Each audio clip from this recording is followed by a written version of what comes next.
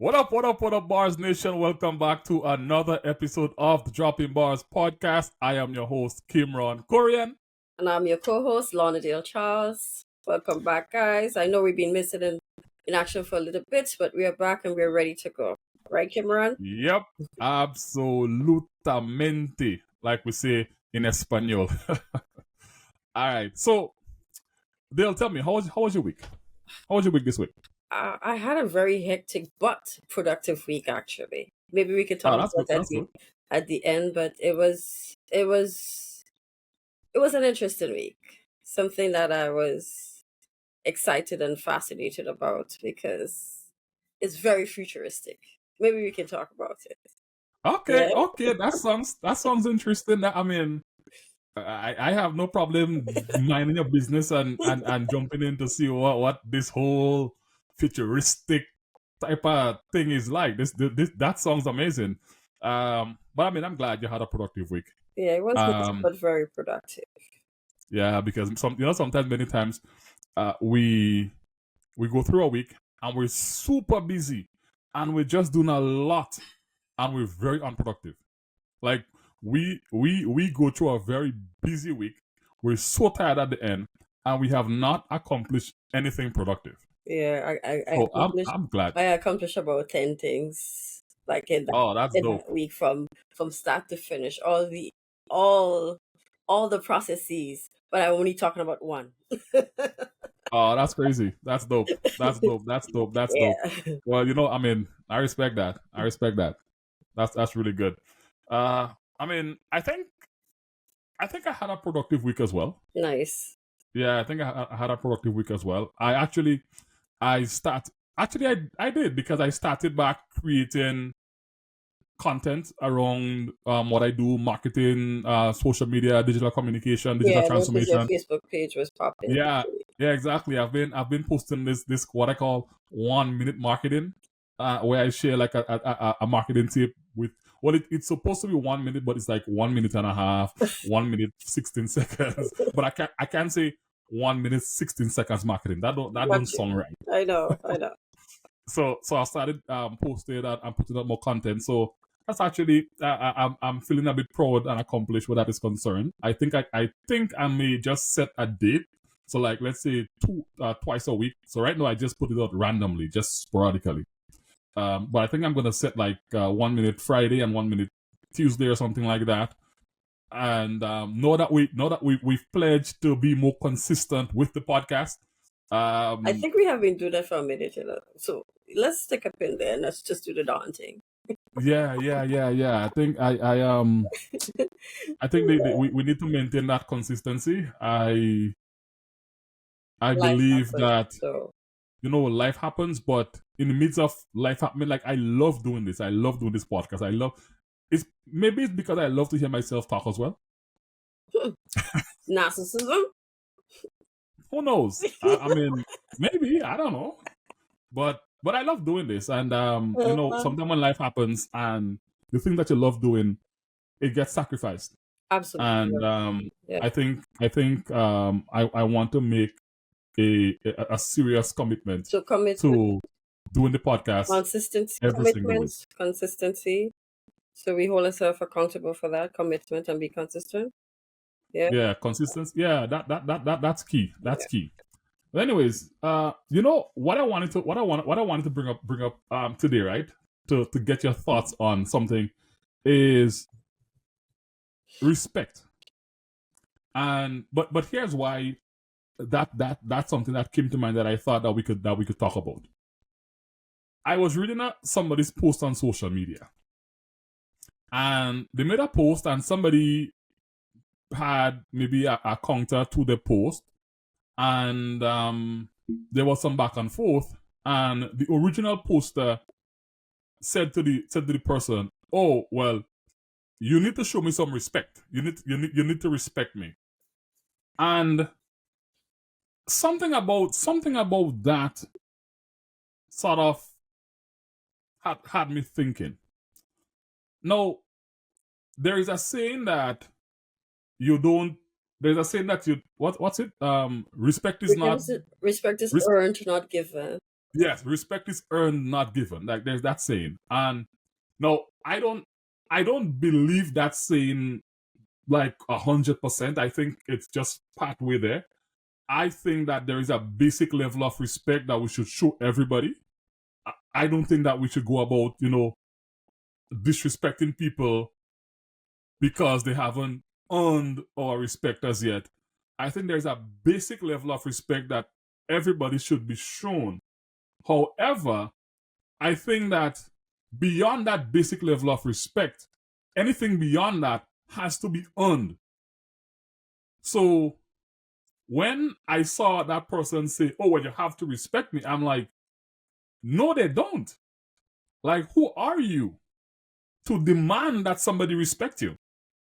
I mean, as long as they're not like maybe cussing you off, telling you off, like being like go like being really disrespectful and not giving you that basic level of respect that every human being deserve, regardless of age, gender, race, social status. Like there's a basic level of respect that everybody deserve.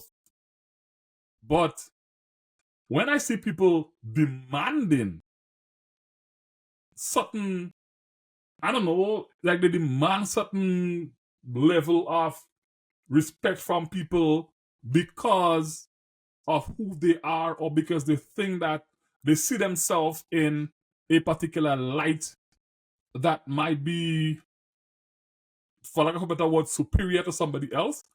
I don't know, something about that. I don't know. It just came across problematic to me. What are your thoughts on that? Which hat should I wear today? Um, I don't know. You have a lot of them. Just grab I'll be anyone. the social scientist today. Good hat. So I want to contextualize what you're saying. And while you mentioned respect, something else came out of it. That Mm-hmm. is entitlement. Mm-hmm. So I want us to look at it in that context, and I would put it into 4 or 5 different categories, and we could go back and talk about what you were Right. talking Yeah. about. So there's that cultural and societal norms. That's the first one. Mm-hmm.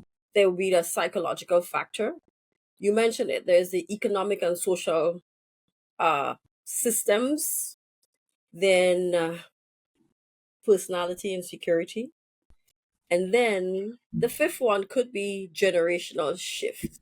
Now, based on the post that you said you saw, it could be a generational shift in that particular might be of a particular age group. I don't know, and maybe it was a younger person responding, and the younger generation usually have different perspectives in how they see and view things and view the world. And the more mature, I mean, have a particular way of doing things. You hear this saying all the time. We have always done this particular way, and Mm-hmm. whenever you try to go outside of that box or that way of thinking or feeling or being, then it becomes problematic to other persons. So I think that is what it is in terms of one, we don't respect other people's opinions, and the truth is, if we are all thinking and acting and being the same, then life will be pretty much boring. So we need different perspectives on everything. That's how you want to put on an event, for example. You might have a particular concept of how you envision or visualize that event, what the final product, what you want, and then you keep doing it for yourself, but you ended up in problems. But 2 or 3 other persons may come and give you some fresh ideas. It doesn't change what your end product is, but it helps you get there faster, and everybody had a part to play. I Right. mean, I use the body as a function. So I take in a functionalist approach here. We all need all our muscles to move our body, right? We need all the joints to be connected so our fingers could move, so our arms could move.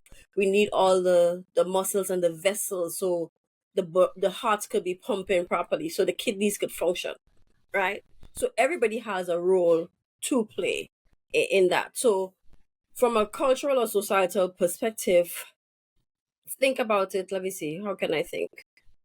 You mentioned it in terms of class, I think, or status. And that creates a sense of inferiority or superiority complex. So because you come from a particular background, your family might have wealth or so on, you have that sense of entitlement that because my father or my family is X, Y, and Z, then I deserve to have that. That attitude in my mind reflects a much broader ingrained societal belief that comes with entitlement. And from a cultural perspective, there are the self-made individuals. So maybe that person who think that that person's supposed to respect them, maybe they think of themselves in that particular way. I don't know. I'm not sure what the post you're talking about. So they might feel that they have worked hard to attain a particular thing or particular job in society, and so they need to be respected because they went through all the processes, I suppose, and they have arrived. So you have to respect me. So you come with your chest puffed up. Yeah. So that might feel like, so they may feel like they're entitled to doing that. And there's also the psychological aspects, as I mentioned, whereby, uh, and I notice that as parents, I might be guilty of it as well. We try to give our children the lives that we didn't have growing up. Some of Mhm. us would have come from what we call poor or working class background, and we might have had experiences like one shoes, one jersey, one shirt, and it's like, okay, I don't want my child to have that experience. So we pamper them and we give them everything. But what in doing that, we don't set boundaries, right? So they kids grow with that mentality of that sense of entitlement. So we didn't set boundaries, and they don't know how to earn things. So when they go in the workplace, for example, or if in a different space, they have that expectation, that sense of entitlement that they get at home, that you cater or you pamper to them. You see it in sports nowadays that first, second, third, everybody getting a prize. Fifth, sixth, seven, eight had to get a prize. I guess Yeah, participation prizes. that's I That's mean those that's a whole different participation trophies is that's a crazy to whole me. different ball game. So when we create those type of expectations at a very, very young age, I think that's where the entitlement comes in. And I mentioned it to you teasingly, some person are narcissistic, so they have that psychological factor that probably drives them. People with narcissistic tendencies often feel like they are inherently better than others. They are right. Whatever they say, they are correct in how they act, think, feel, or behave. They are correct in that. So it's less about the actual events or the achievement and more about the inflated self image. I don't know. Yeah, So what do you think?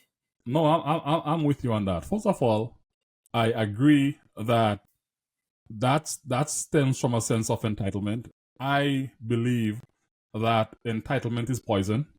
I I mean, I don't want to repeat some of the things that you've already stated, but when I think about entitlement, and I have seen entitled people in different walks of life, in like I said, in the workplace, in school, and this feeling that the world owes me something for just existing. It's just ridiculous to me. And like you stated, it could go back to our upbringing because, like I say, nowadays we want to give our kids everything. Like, and I do want to give my kids everything, and I have zero apologies for that. I do want to give them a better life than the life that I had growing up. Well, when I use the word better here, I'm speaking about certain things that I would have had to go through, certain hardships that I may not want them to go through. Correct. But at the same time, I don't want to make it so easy or too easy for them and hand them everything that they grow up thinking that everything has to be handed to them. I'm gonna say no sometimes. The world owes Like, you nothing, so they have exactly, the to. world does not owe you anything. Yeah. But this notion that because I exist, that everybody around me owes me something. or the world owes me something. Listen, I have friends that are, whether they're the business owners, they're managers, they're CEOs, managing directors, whatever. And we speak about business all the time. We talk about how things are going. We speak about their staff and so on and so forth. And I hear stories from them such as, somebody might come and say, well, I've been working here for 4 years or 5 years, and I don't think I'm making enough money. Or and maybe that person has gotten maybe raises over the years, but maybe they think that, well, it's not enough because you as the owner of the company, or you as the manager, the managing director, you as the CEO, whatever, you're making so much and I'm making this amount, and I feel like I deserve to be making same or similar amount as you. And that sense that, oh, me being here is somehow like I'm doing you a favor type thing. And it's crazy to me, and here's the reason why those type of things are crazy to me. And I tied right back to being entitled and entitlement. Sometimes we and it actually goes right back to what you said at the beginning when you said that you had a productive week. Sometimes we are working in an organization, and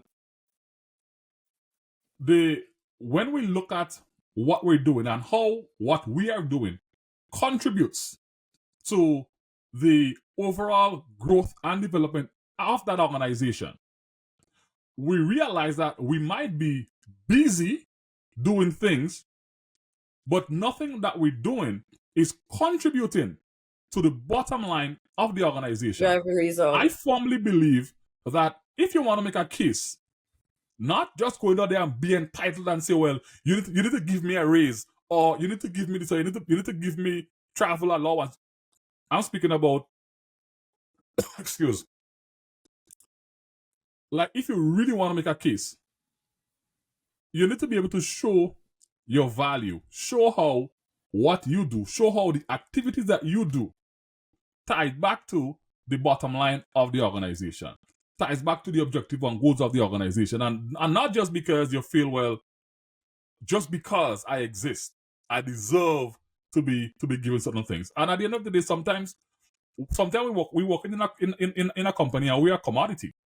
Like we're not even adding any real. We are commodity in the sense that anybody can do what we do. Or liable. So anybody could do what we do. So they could just remove us and just pluck anybody else, put them there, and that job gets done. And sometimes you have to get out of being a commodity to being a person of value to that organization, so that you could make certain claims that you want to make, and not just feel like just because you're deserving of somebody's respect, just because you deserve a raise, just because. I don't think it works like that. Like, I mean, to me, entitlement, poison. I think I want to piggyback on what you just said. Yeah, you would hear some person say, I've been doing this job for 8, 9, 10 years. I've been in this company for 8, 9, 10 years, and this person just come and they making more money than me, or they get a position that I could have gotten. And I think the key thing that you spoke about is adding value. Now, you could be in a company doing the same thing for 10 years, but you're doing it incorrectly. And as you rightfully said, it's not driving results. It's not building the bottom line. It's not creating anything. You go to work every day, Monday to Friday, 9 to 5, and probably just sit and then you're on Facebook, you're on social media. And Yeah. what are you doing to really assert yourself or your position in that organization? What are you doing to impact the greater good of that organization that you're working in, that space that you're occupying? What new ideas that you are creating, coming up with to develop an easier way of doing something, right? And You sit there and you go to work every day, and if somebody doesn't tell you to move the computer, okay, we need to build a system that would create da da da da da da da. If they didn't tell you to do that, you're not thinking outside the box to get that done, because it will make your life easier. And then you could assert yourself, because then you are the one developing that system or those systems.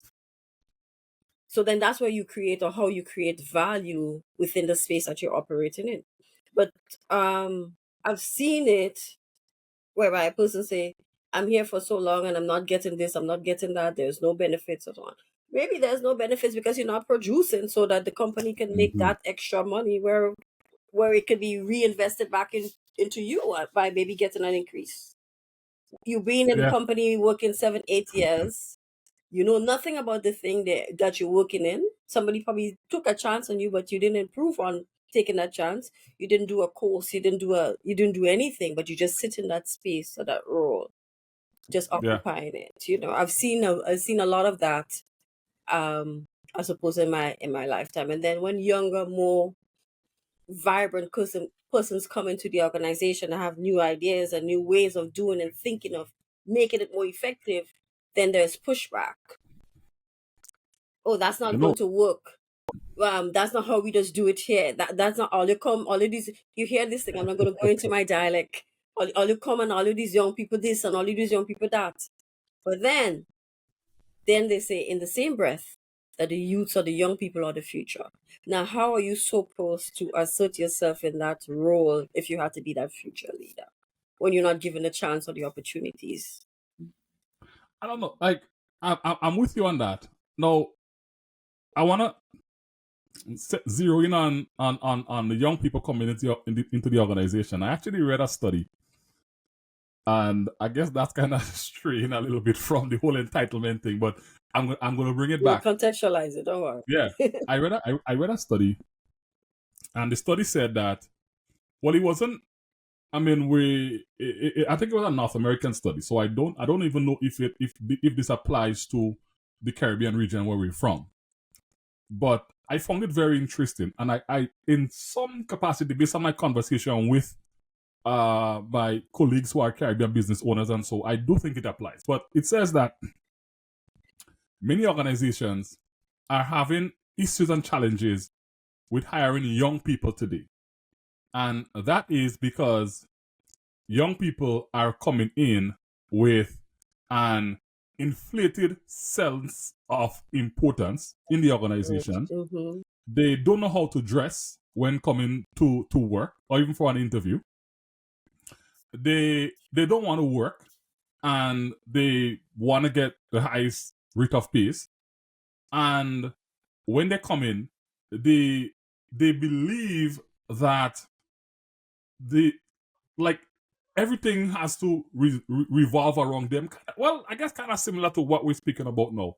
And what the study stated is that many of these companies are either not hiring like Gen Zs, or they're getting rid of the Gen Zs that actually work for them. Because they are more problematic in the workplace than anything else. Now, again, that's a study I was reading. It's more North American in nature. I think it's applicable. But I'm wondering, based on what you were just saying. Sorry? I think it's applicable, and here's why I'm going to say that. You know, I work in academia, and I see students come, and like you say, they don't know how to carry themselves. I guess you don't know how to dress. And just the way how they present their assignments, the minimal. The minimal. You grade those assignments, you put up their grades, and they come back and they want to know why they didn't get an A. Your name is not even on it, so you have to figure out now who the assignment belongs to, right? So your name is not even on it. Then they just list it in bullet points. So you don't even you as the instructor, if you're not there and somebody else, like God forbid, you pass away or you're just not there to mark the assignment. The other instructor, the other person marking it, don't have a clue what the question was because it was not in. So they just listed A, B, C, or D. Where is A going? What is B answering? Nothing. And Right. then they ask you, well, Miss, why didn't get A answer all the questions? Yes, you might have answered all the questions, but there was no analysis of the information. There is no context. They just list it. What is your name? Lornadale. You just see Lornadale on the paper. So you don't know that the question was, what is your name? Right, gotcha. Right? So they don't take the time to go through and think it through. And for me, that is problematic. And then in my different hat, when you go into the workplace, I'm seeing that spill over because they come with the same attitude. They get to work late. They're the first to leave. If salaries are late, they make the biggest fuss about it. Trust me, all hell will break loose. They make the biggest fuss about it, but they're not producing. They are work for 8 hours. 6 or 7 of it is spent on social media, not And I doing feel what like, you're being paid to do. you know what? Just to stick up in the. I think we need to do an episode talking about that social media thing in the workplace, and so I think we'll have to do our next episode about that, because that in and of itself is something that irks me as a social media strategist. But anyways, go ahead. We digress, right? So I think the study is applicable. It might be just different examples that you're probably thinking of, but if you could apply that same structure in the Caribbean, because I'm seeing it on a daily basis. So I don't think it's a Caribbean thing per se, but maybe it's a worldwide thing. So something is happening that I guess some social scientists would have to Do some study about. to do something about it in that way. But you also see, I think I mentioned it, that personal insecurity. So interestingly, entitlement could be, persons when they're trying to assert themselves in a particular position because I've been here for this particular length of time, right? They have to try to assert themselves, but that might just be insecurity because maybe there is nothing that they could do outside of probably the small bit that they've been doing within that particular space. So they have to defend. They have to defend that because if somebody else come that is more skilled, that come up with new ideas, then their vulnerabilities are exposed, right? Their Right. insecurities or their shortcomings are exposed. So sometimes it could be personal insecurity that creates that self of. But how do we fix that? Like, how do we address that as not as, let's say, for example, from a business owner standpoint, not from a society standpoint, but from an individual standpoint. Like if somebody is listening to this and because for example, I think that I went through something similar when I was in university, and I was interning at a company, and I wasn't like unless they told me what to do, I wasn't doing anything. I would wait for them to tell me what to do. When I'm told what to do, I would do it.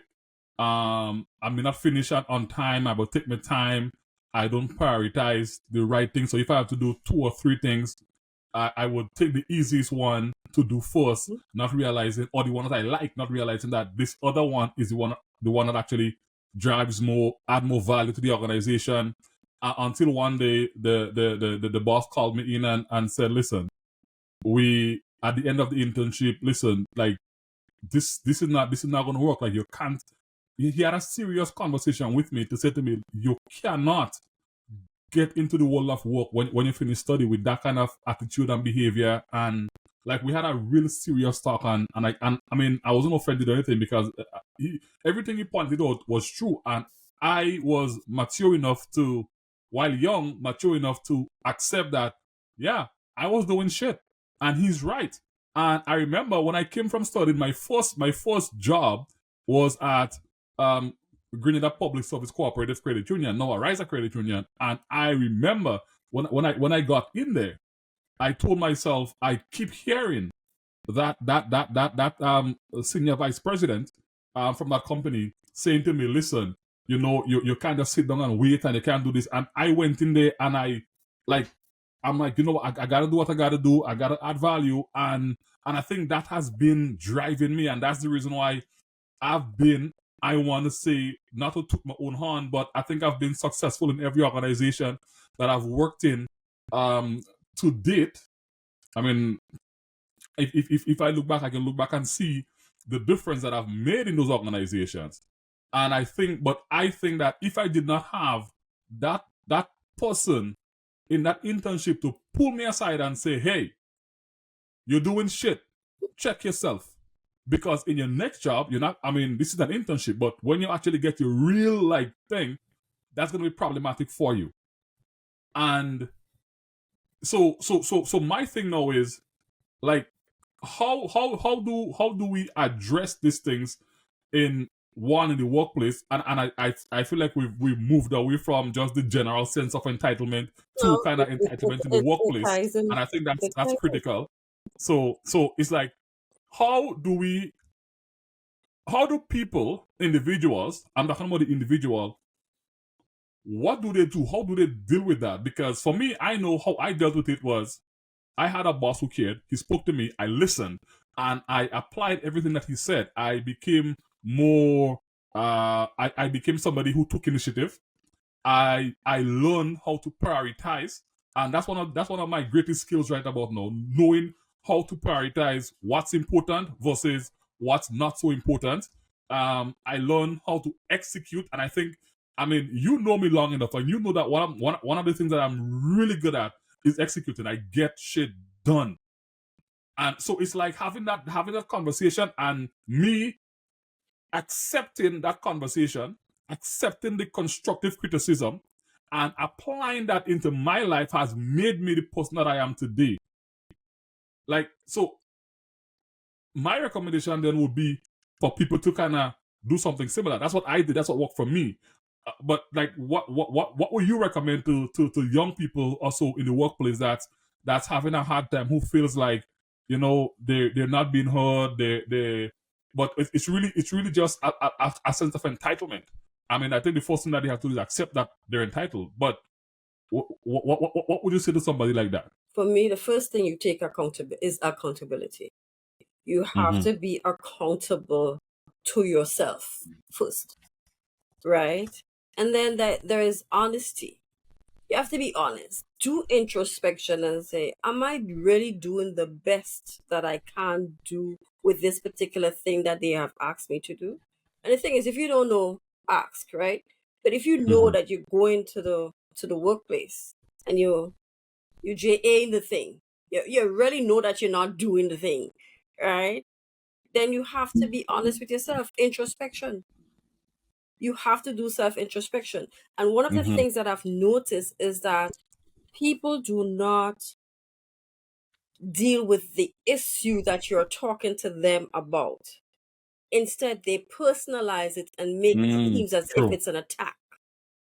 Right. So if I am talking to you about, let's say you have to post on social media, and I didn't see you post as a social media strategist, and you're responsible for posting Kimron, right? That's your area, and I realize that you're not doing what you're supposed to do. And let's say I'm your supervisor or your manager, and I say, hey, Kimron, I noticed that you're not doing that, that, that, that. What you turn and do instead of, like, you think that I'm targeting you, and you remove the Mm-hmm. issue that you were not posting.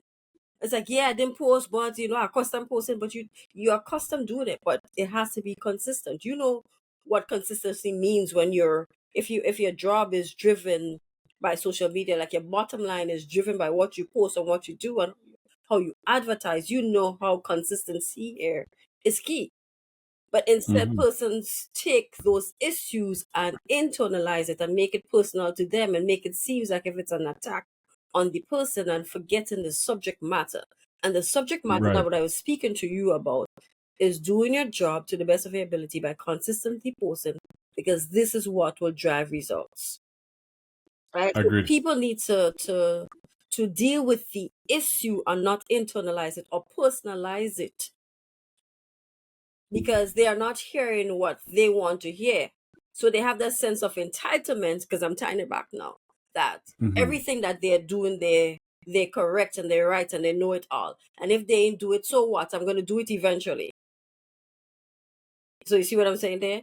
That because you're making yourself feel important. Maybe again is your insecurities, but you have to deflect by doing something else, and you make the issue about you when it's really not about you. It's about getting your job done.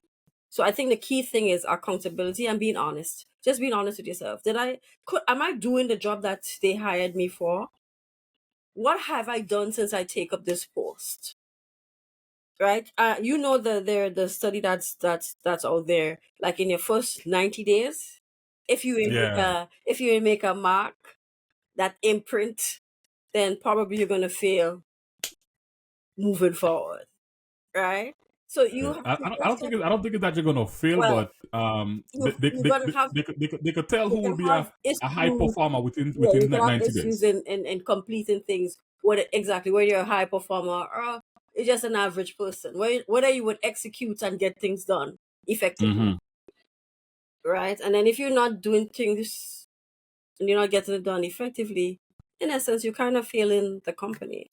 You're not pushing them to where they ought to be, because when you go, every company has a vision, but it's only a vision when you speak about it, but is the vision gets complete when everybody is pulling. Like I use the body at the beginning.